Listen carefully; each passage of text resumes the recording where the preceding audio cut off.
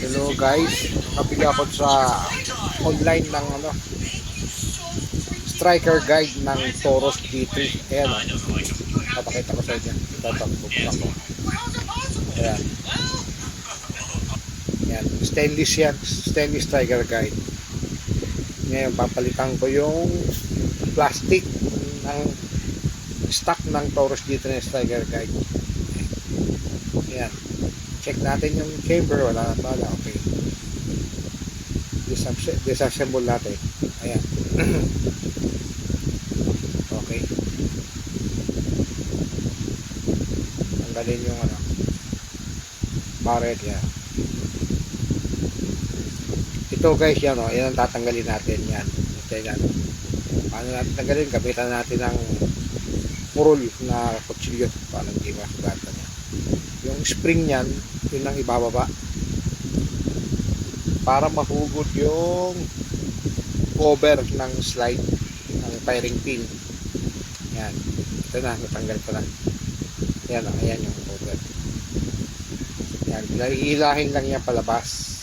Ayan, yung kulay dilaw na plastic niya yan, yan yung papalitan ko. Yan, may spring yan sa sa firing pin.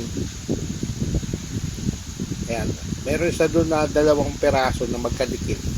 Hati yun yung tatanggalin ko para matanggal yung spring at makalas lahat.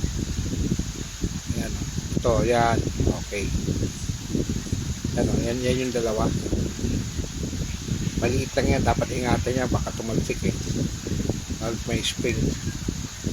Yan yung spring ng firing pin at yung spring para sa striker guide. Ito na.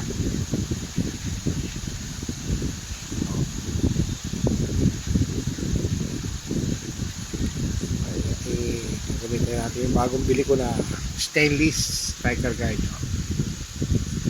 Kita natin yan guys. Gandaan lang, baka tumalsik. Kailangan dumiingat.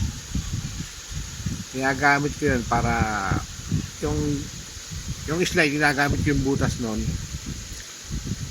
para maibaba yung spring at mailagay yung 2 maliit na yan.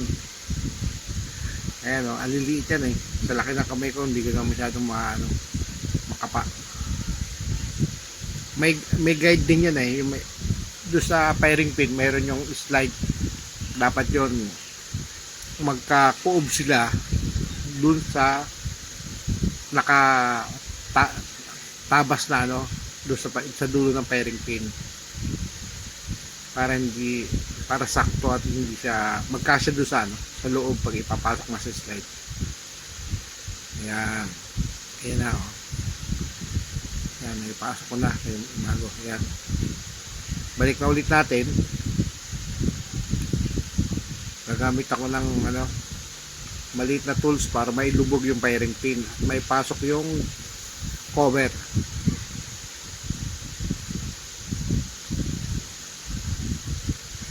Di kita guys mahina yun yan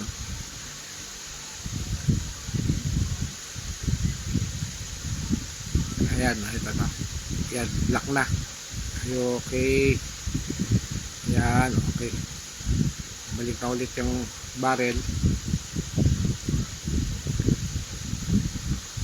yung guide rod.